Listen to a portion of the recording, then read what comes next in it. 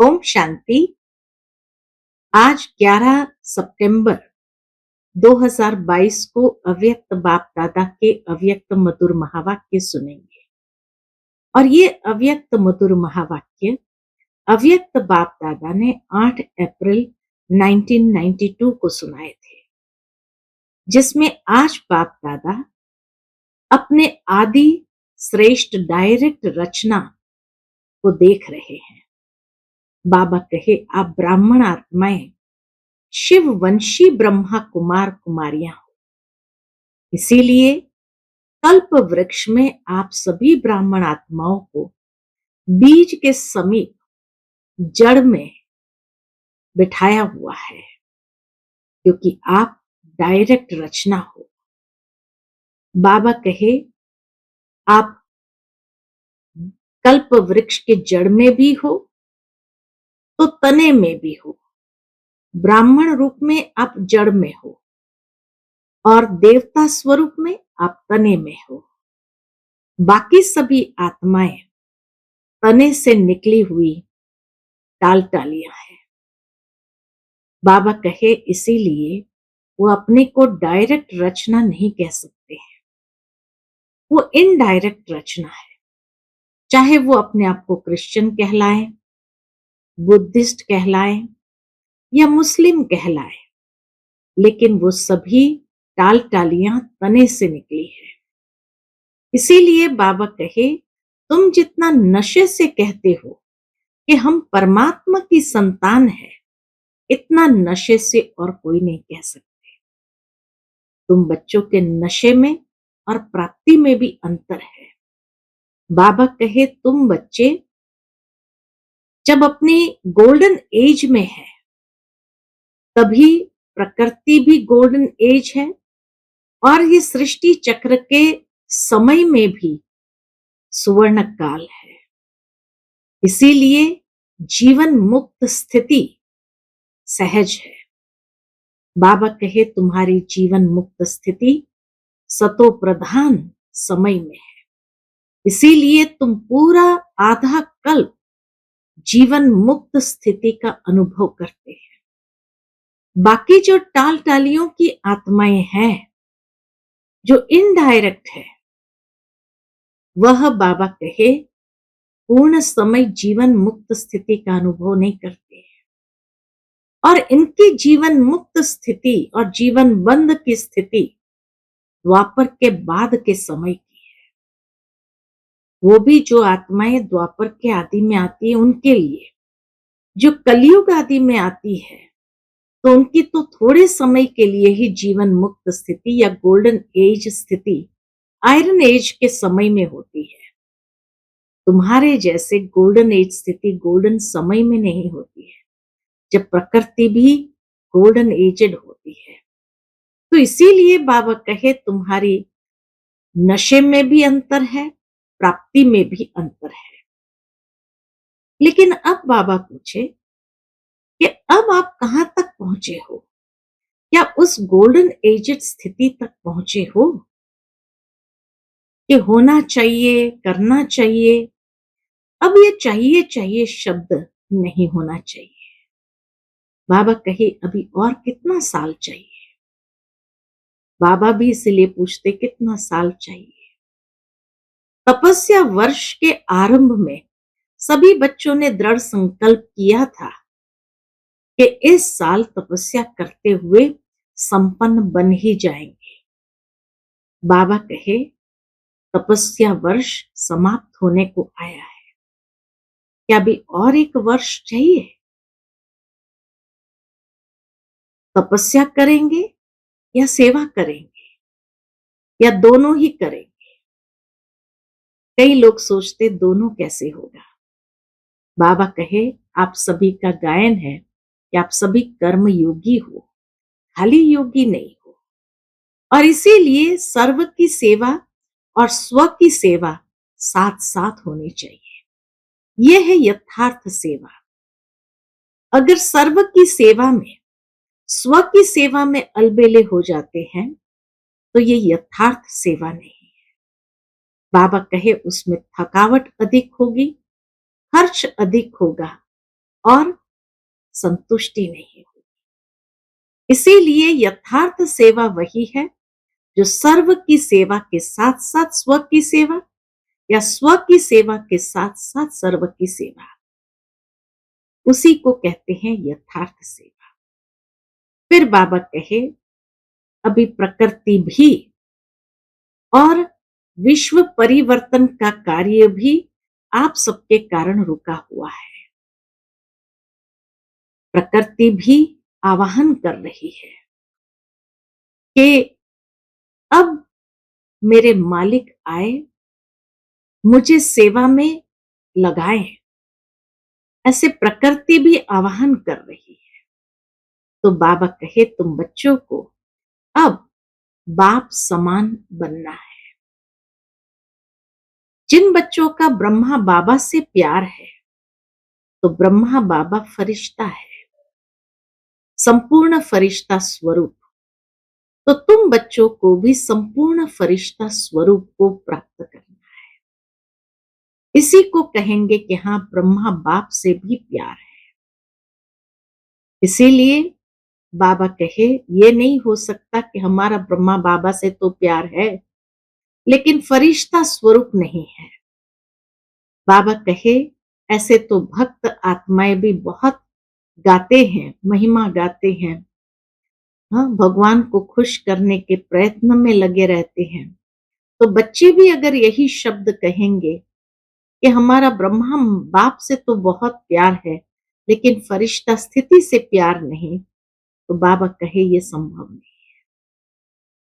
साथ ही साथ बाबा कहे फरिश्ता माना जिसका कोई रिश्ता न पुरानी दुनिया से, न पुराने संस्कारों से, न पुरानी देह से है। तीनों में जो पास है उसको कहेंगे फरिश्ता। तीनों में बाबा कहे मुक्त होना बहुत जरूरी है, तभी जीवन मुक्त स्थिति गाई जाती है। तो इसीलिए अब फरिश्ता बनना है और फरिश्ता बन करके बाबा कहे तीनों सर्टिफिकेट प्राप्त करना है। कई बार कई लोग कहते हैं हम बहुत मेहनत करते हैं लेकिन सर्व को संतुष्ट नहीं कर पाते हैं। किसी किसी आत्माओं के साथ हमारे बहुत कड़े संस्कार है, कड़े हिसाब किताब है, उनको कितना भी संतुष्ट करने का प्रयत्न करो नहीं कर पाते हैं। बाबा कहे 5% तो ऐसे होंगे ही, उसको छोड़ दो। लेकिन क्या 95% संतुष्ट है? क्या आप अपने संस्कारों से संतुष्ट है? अपने पुरुषार्थ से संतुष्ट है? 5% को छोड़ दो।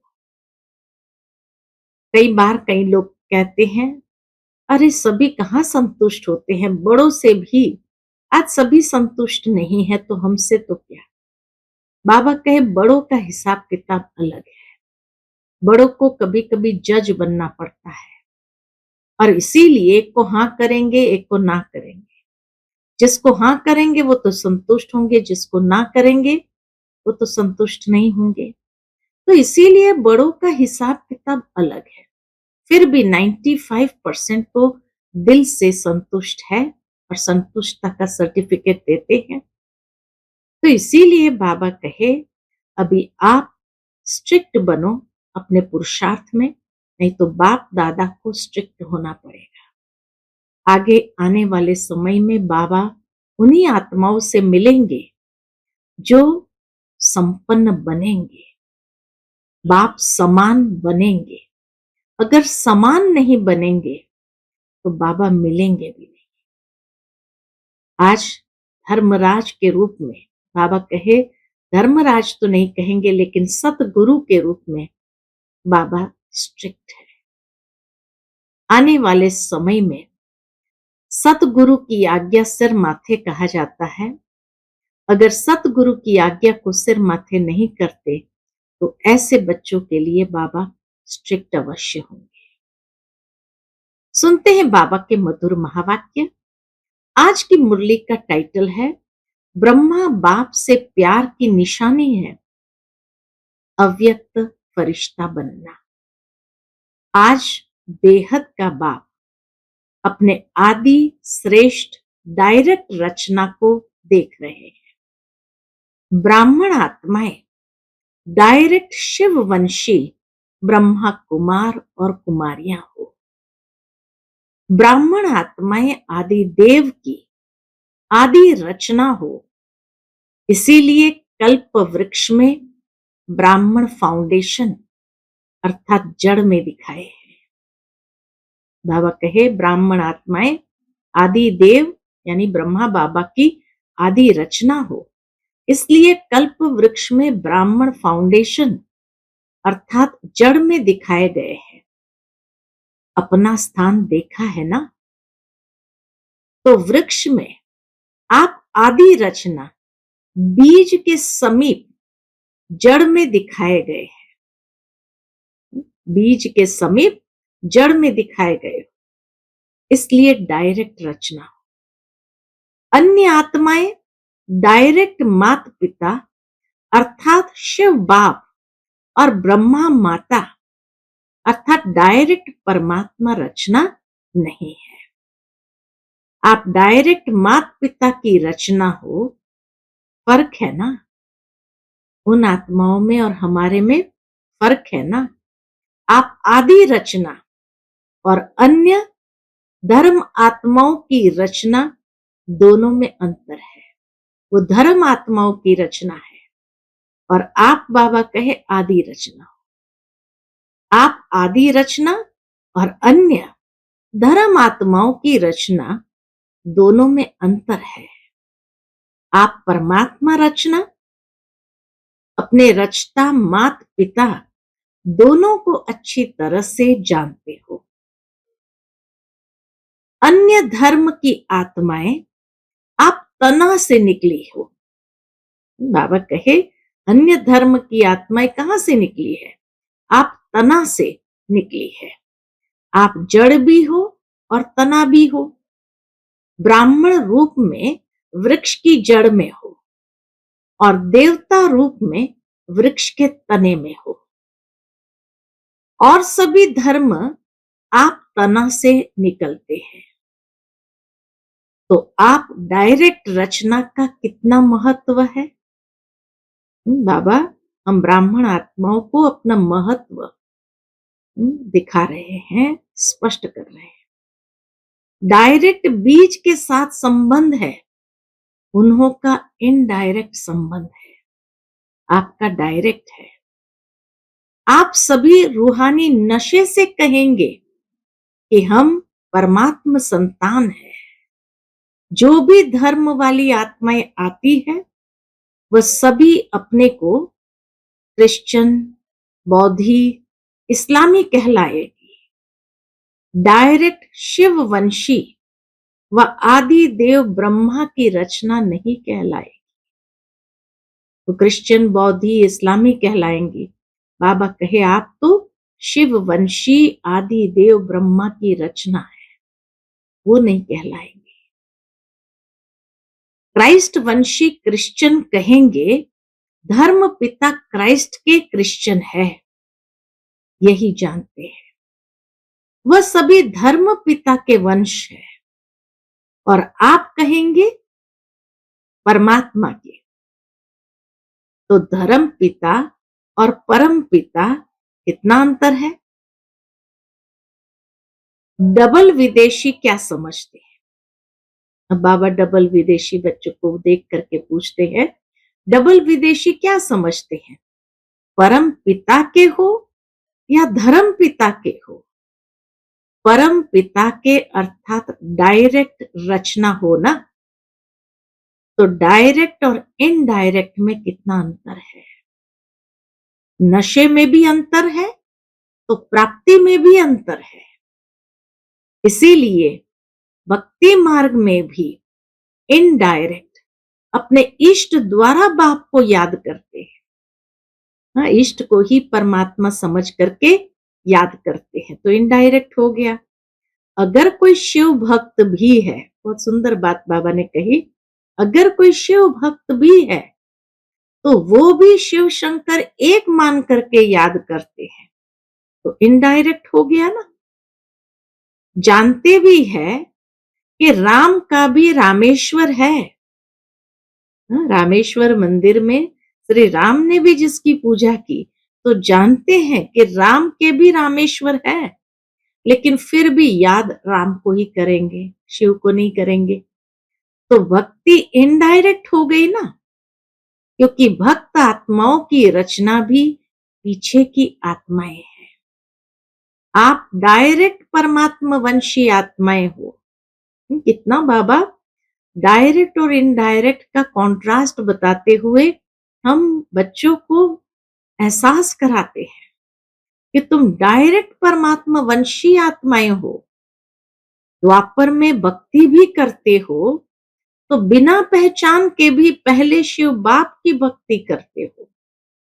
सबसे शुरुआत भक्ति की जो हुई द्वापर में, तो भी सोमनाथ का मंदिर बनाया, शिव के ही मंदिर बनाए। तो बाबा कहे द्वापर में भक्ति भी करते हैं तो बिना पहचान के भी पहले शिव बाप की भक्ति करते हो। ब्रह्मा विष्णु शंकर ये सूक्ष्म देवताओं की पूजा पीछे शुरू होती है, आदि में नहीं, द्वापर के एकदम बिगिनिंग में नहीं। तो अन्य आत्माएं रचना भी इनडायरेक्ट आत्माओं द्वारा है, और भक्ति में भी इनडायरेक्ट भक्ति है। आप डायरेक्ट भक्त हो, इनडायरेक्ट नहीं। वो भक्ति भी इनडायरेक्ट करते, हम तो अनजानेपन में पहचान के बिना भी भक्ति भी डायरेक्ट शुरू करते हैं, अर्थात शिव की पूजा ही आरंभ करते हैं। तो प्राप्ति में भी देखो, आप डायरेक्ट आत्माओं को अर्थात डायरेक्ट रचना को अनेक जन्मों के लिए वर्षा जीवन मुक्ति का मिलता है।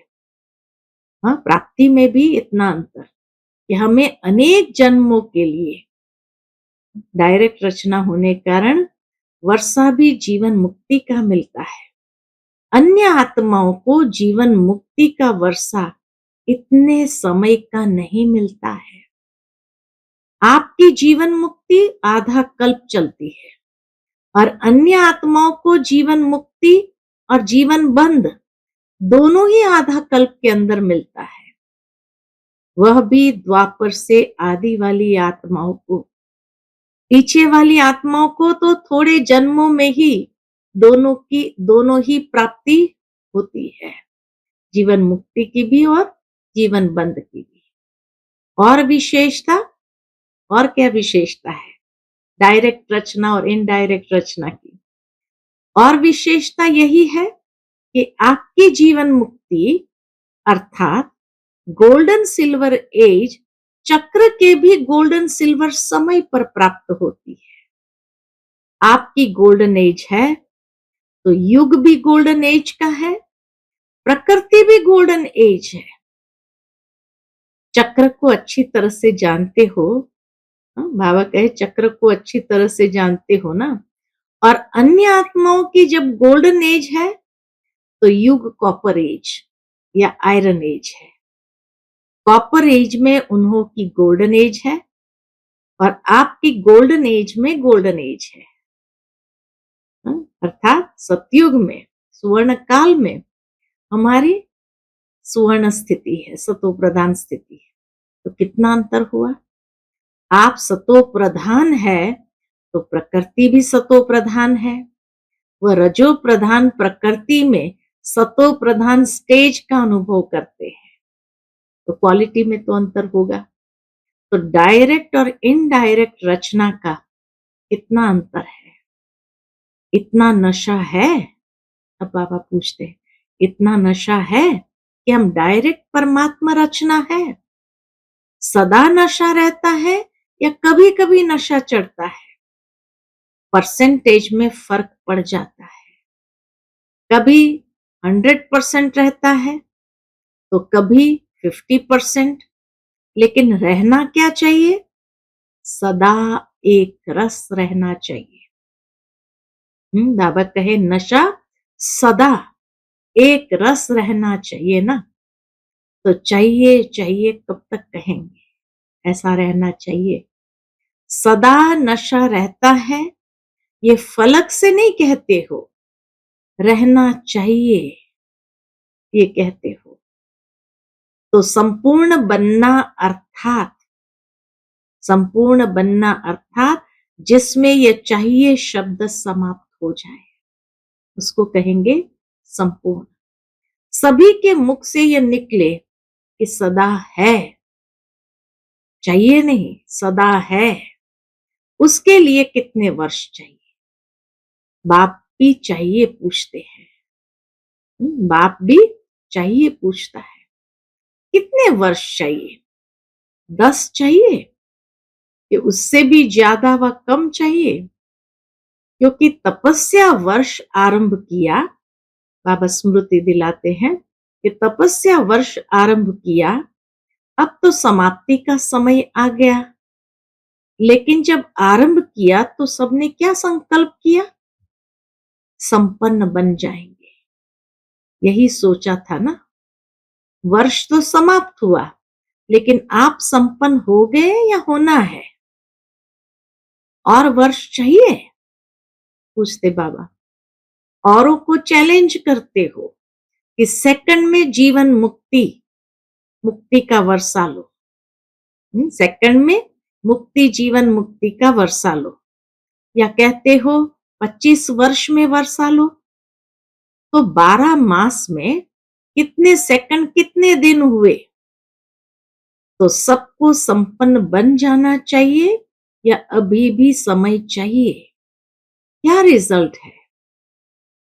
कितने वर्ष चाहिए ये बता दो, नहीं तो दूसरा वर्ष समाप्त होगा, फिर यही गीत गाएंगे कि अभी समय चाहिए। ये चाहिए चाहिए का गीत कितने समय का है? गीत का भी 3 व 5 मिनट टाइम होता है ना। कोई भी गीत बजता है तो 3 व 5 मिनट टाइम होता है ना। तपस्या वर्ष में दृढ़ संकल्प किया या संकल्प किया, दृढ़ता की निशानी है सफलता। फिर तो इस वर्ष और फोर्स की तपस्या चाहिए ना। बाबा पूछते हैं कि अगर और एक वर्ष दो, फिर तो इस वर्ष और फोर्स की तपस्या चाहिए ना, या सेवा करनी है? दोनों नहीं कर सकते हो। आपका कर्म योगी टाइटल नहीं है, योगी है। वैसे देखा जाए तो सेवा उसको ही कहा जाता है, इसको कहेंगे सेवा, जिसमें स्व और सर्व की सेवा समाई हुई हो। सेवा उसको ही कहा जाता है जिसमें स्व और सर्व की सेवा समाई हुई हो। दूसरे की सेवा करे और अपनी सेवा में अलबेले हो जाए तो उसको वास्तव में यथार्थ सेवा नहीं कही। कितनी सुंदर बात बाबा ने कही। दूसरे की सेवा करे और अपनी सेवा में अलबेले हो जाए तो उसको वास्तव में यथार्थ सेवा नहीं कहेंगे। सेवा की परिभाषा ही है, सेवा के मेवे मिलते हैं। सेवा के मेवे मिलते हैं। सेवा अर्थात मेवा, फ्रूट, फल, प्रत्यक्ष फल। सेवा करो और मेवा खाओ, सेवा करो, मेवा खाओ। अगर स्व के तरफ अलबेले बन जाते हैं, बहुत सुंदर बात कही है बाबा ने, अगर स्व के तरफ अलबेले बन जाते हो तो वह सेवा मेहनत है, खर्चा है, थकावट है, वह सेवा नहीं है। मेहनत है, खर्चा है, थकावट है, लेकिन प्रत्यक्ष फल सफलता नहीं मिलती। प्रत्यक्ष फल सफलता नहीं है। पहले स्व को सफलता, साथ में औरों को भी सफलता की अनुभूति हो, साथ साथ हो। स्व को सफलता, साथ में औरों को भी सफलता की अनुभूति हो। स्व को हो, स्व को सफलता अनुभव हो और औरों को नहीं हो तो भी यथार्थ सेवा नहीं है। और औरों को हो, स्व को नहीं हो तो भी यथार्थ सेवा नहीं है। तो सेवा में सेवा और योग दोनों ही साथ साथ क्यों नहीं रहता? सेवा और योग दोनों साथ साथ क्यों नहीं रहता? उसका कारण क्या? एक को देखते हो तो दूसरा ढीला होता है। एक को देखते हो, सेवा को देखते तो योग ढीला होता है। दूसरे को देखते हो तो पहला ढीला होता है। अगर योग पर अटेंशन देना चालू किया तो सेवा में ढील हो जाती है। इसका कारण क्या? बाबा बहुत सुंदर कारण बताता है। कारण है कि सेवा के प्लान जो बहुत अच्छे अच्छे बनाते हो, सेवा के प्लान योजनाएं बहुत अच्छे अच्छे बनाते हो, लेकिन प्लेन बुद्धि बन प्लान नहीं बनाते। प्लेन बुद्धि माना स्वच्छ बुद्धि बन प्लान नहीं बनाते। प्लेन बुद्धि अर्थात किसको कहते बाबा? प्लेन बुद्धि, स्वच्छ बुद्धि। प्लेन बुद्धि अर्थात सेवा करते और कोई भी भाव बुद्धि को टच न करे सिवाय निमित्त भाव और निर्माण भाव। तो स्वच्छ बुद्धि, प्लेन बुद्धि किसको कहते हैं? जहां निमित्त भाव और निर्माण भाव हो, उसके सिवाय और कोई भाव टच न करे। निर्माण करते निर्माण स्थिति की कमी हो जाती है। निर्माण, कोई भी कंस्ट्रक्शन का काम करते निर्माण स्थिति की कमी हो जाती है। इसलिए निर्माण का कार्य जितना सफल करने चाहते हो उतना सफल नहीं होता है। शुभ भावना व शुभ कामना का बीज ही है निमित्त भाव और निर्माण भाव। हद का मान नहीं लेकिन निर्माण, हद का मान नहीं लेकिन निर्माण। इसलिए सेवा के प्लान बनाने के पहले प्लेन बुद्धि बनाना अति आवश्यक है।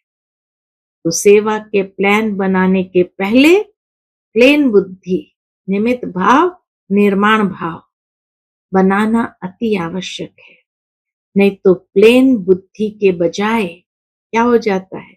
अगर बुद्धि में और अयथार्थ भाव का किचड़ा मिक्स हो जाता है तो जो सेवा का प्लान बनाते हो उसमें भी रतन जड़ित के साथ साथ पत्थर भी जड़ जाते हैं।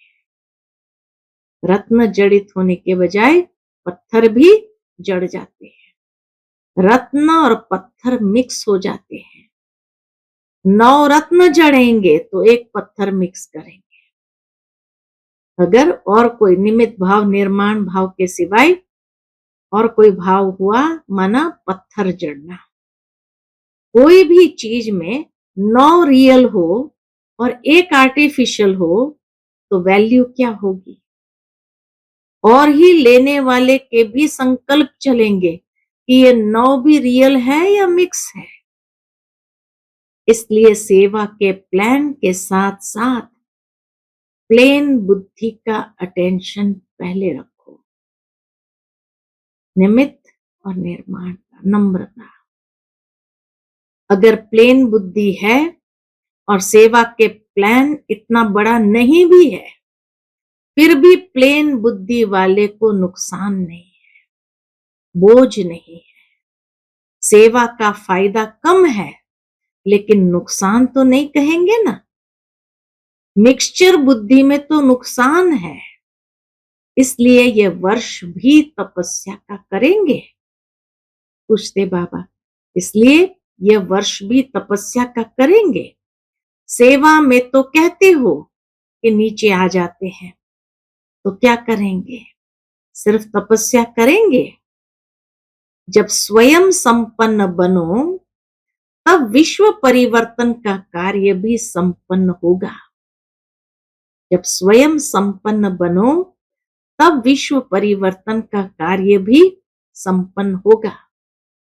आप सबके संपन्नता की कमी के कारण विश्व परिवर्तन का कार्य संपन्न होने में रुका हुआ है। आप सबके संपन्नता की कमी के कारण विश्व परिवर्तन का कार्य संपन्न होने में रुका हुआ है। प्रकृति दासी बन आपकी सेवा के लिए इंतजार कर रही है। क्या इंतजार कर रही है? कि ब्राह्मण आत्माएं, ब्राह्मण सो फरिश्ता और फिर फरिश्ता सो देवता बने, तो हम दिल व जान, सिक व प्रेम से सेवा करें। हाँ, ये इंतजार प्रकृति कर रही है। कितनी सुंदर बात बाबा ने कही। आप सबकी संपन्नता की कमी के कारण विश्व परिवर्तन का कार्य संपन्न होने में रुका हुआ है। प्रकृति दासी बन आपकी सेवा के लिए इंतजार कर रही है कि ब्राह्मण आत्माएं, ब्राह्मण सो फरिश्ता और फिर फरिश्ता सो देवता बने, तो हम दिल व जान, सिक व प्रेम से सेवा करें। क्योंकि सिवाय फरिश्ते बने देवता नहीं बन सकते। ब्राह्मण से फरिश्ता बनना ही पड़े। और फरिश्ता का अर्थ है, ब्राह्मण से फरिश्ता बनना ही पड़े।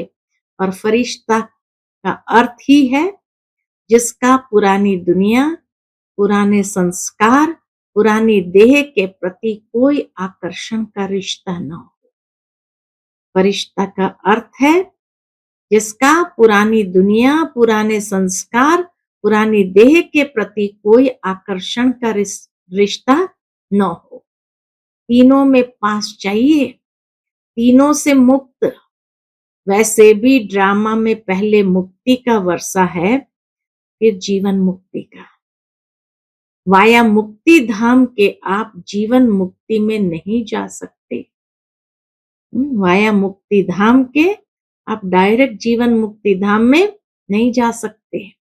तो फरिश्ता अर्थात मुक्त, और मुक्त फरिश्ता सो जीवन मुक्त देवता बनेगा। तो कितने % फरिश्ते बने हो कि ब्राह्मण बनने में ही खुश हो? फरिश्ता बनना अर्थात अव्यक्त फरिश्ता स्वरूप ब्रह्मा बाप से प्यार हो। फरिश्ता बनना अर्थात अव्यक्त फरिश्ता स्वरूप ब्रह्मा बाप से प्यार हो। जिसका फरिश्ता स्थिति से प्यार नहीं, तो ब्रह्मा बाप नहीं मानता कि मेरे से प्यार है। प्यार का अर्थ ही है समान बनना। ब्रह्मा बाप फरिश्ता है ना, फरिश्ता बन आप सबको फरिश्ता बनाने के लिए फरिश्तों की दुनिया में रुके हुए हैं।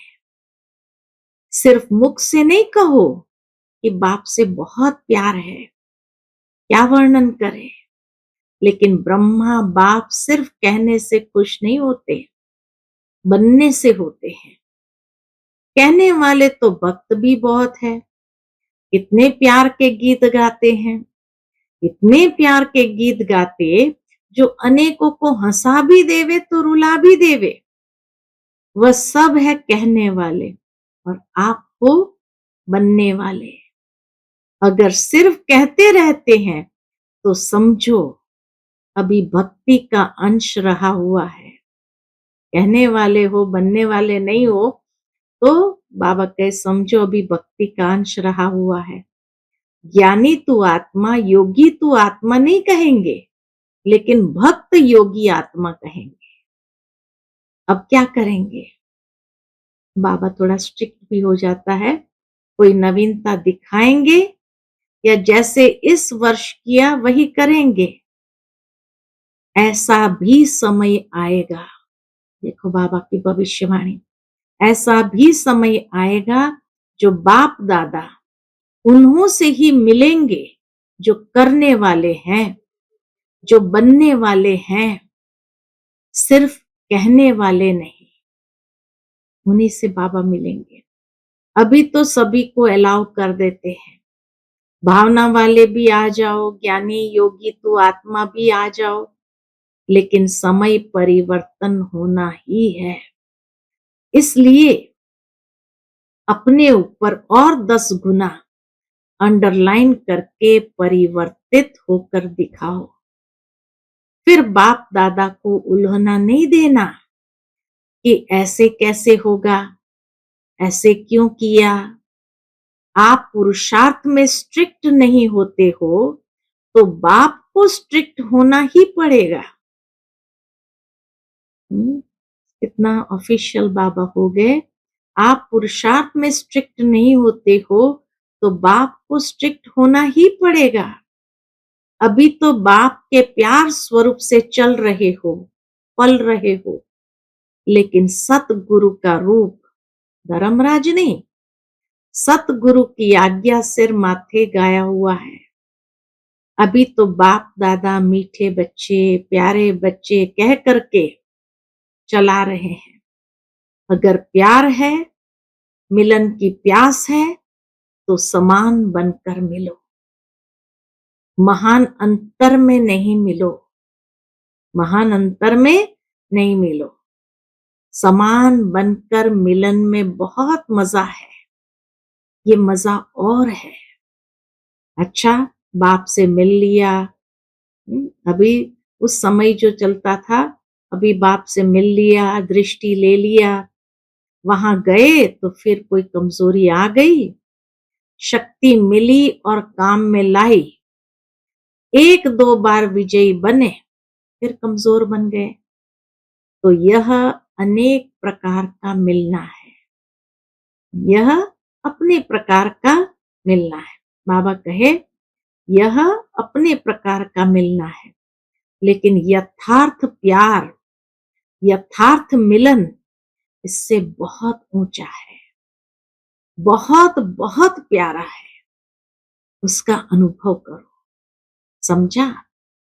सतगुरु की कोई ने आज्ञा नहीं मानी तो सतगुरु है ना। सतगुरु की कोई ने आज्ञा नहीं मानी तो सतगुरु है ना। बाप के आगे तो बच्चों के नाज लाड़ कोड़ चलते हैं। अगर बाप से सच्चा प्यार है तो इस वर्ष में फरिश्ता समान बनकर दिखाओ। अभी इतने सब मिलने के लिए आए हैं, बहुत अच्छा, लेकिन और अच्छे से अच्छा करना है। प्यार करना और प्यार निभाना, उसमें अंतर है।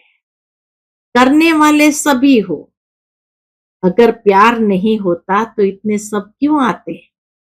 लेकिन करना और निभाना, इसमें अंतर हो जाता है। प्यार करने वाले अनेक होते हैं और निभाने वाले कितने होते हैं। तो आप निभाने वाले हो ना।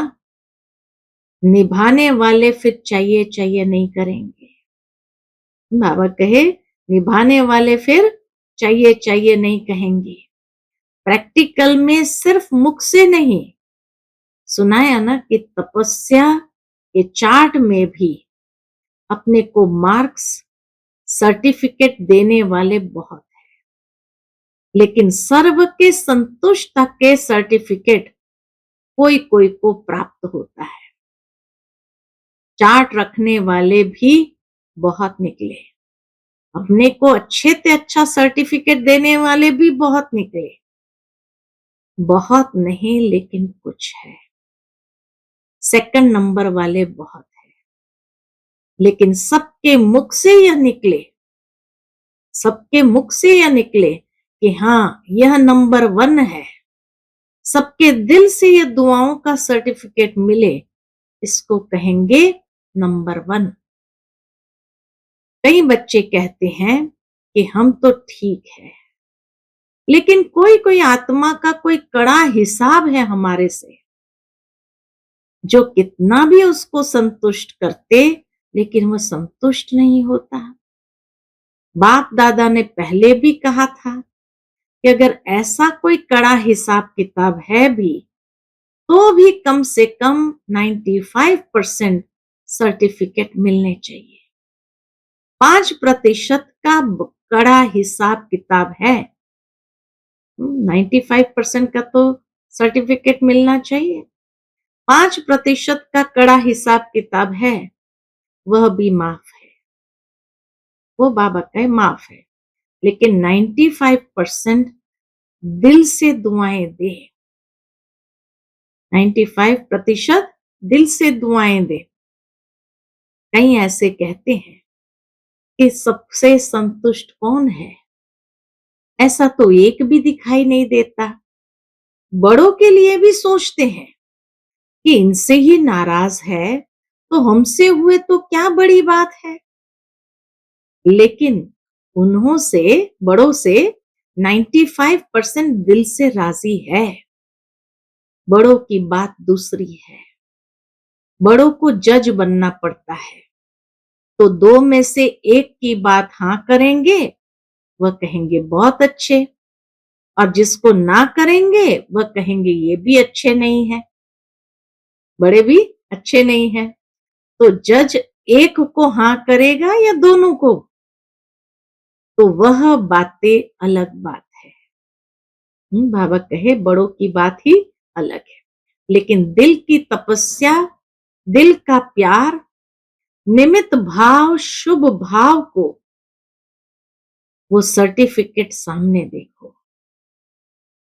इसलिए बाबा कहे लेकिन दिल की तपस्या, दिल का प्यार, निमित भाव, शुभ भाव, वो सर्टिफिकेट सामने देखो। यह नहीं कॉपी करो कि बड़ों से भी संतुष्ट नहीं है, हम तो पास हो जाएंगे। ऐसे नहीं सोचो। 95% अगर संतुष्ट है तो नंबर मिल जाएंगे। 95% अगर संतुष्ट है तो नंबर मिल जाएगा। समझा? अच्छा, चारों ओर के आदि पिता के आदि रचना, डायरेक्ट रचना, श्रेष्ठ आत्माएं, सर्व जीवन मुक्त का वर्षा, अनेक जन्म प्राप्त करने वाली आत्माएं, सर्व ब्राह्मण सो फरिश्ता, फरिश्ता सो देव आत्मा बनने वाली अधिकारी आत्माएं, सदा प्लेन बुद्धि बन सेवा के प्लान में सफलता प्राप्त करने वाली आत्माएं, बाप से सच्चा स्नेह, सच्चा प्यार निभाने वाली सर्व समीप आत्माओं को बाप दादा का याद, प्यार और नमस्ते। हम सभी रूहानी बच्चों की रूहानी माता पिता बाप दादा को याद, प्यार, गुड मॉर्निंग और नमस्ते। नमस्ते, शुक्रिया बाबा, शुक्रिया। आज का बाप दादा का मधुर वरदान हम बच्चों के प्रति है, कंट्रोलिंग पावर द्वारा तूफान को भी तोहफा बनाने वाले यथार्थ योगी भव। कंट्रोलिंग पावर द्वारा तूफान को भी तोहफा बनाने वाले यथार्थ योगी भव। यथार्थ व सच्चा योगी वह है जो अपनी बुद्धि को एक सेकंड में जहां और जब लगाना चाहे वहां लगा सके। परिस्थिति हलचल की हो, वायुमंडल तमोगुणी हो, माया अपना बनाने का प्रयत्न कर रही हो, फिर भी सेकंड में एकाग्र हो जाना, यह है याद की शक्ति। कितना भी व्यर्थ संकल्पों का तूफान हो, लेकिन सेकंड में तूफान आगे बढ़ने का तोहफा बन जाए, ऐसी कंट्रोलिंग पावर हो। ऐसी शक्तिशाली आत्मा कभी यह संकल्प नहीं लाएगी कि चाहते तो नहीं है लेकिन हो जाता है। आज का स्लोगन है, योग युक्त और युक्ति युक्त कर्म करने वाले ही विघ्न प्रूफ बन सकते हो। योग युक्त और युक्ति युक्त कर्म करने वाले ही विघ्न प्रूफ बन सकते हैं। अच्छा, ओम शांति।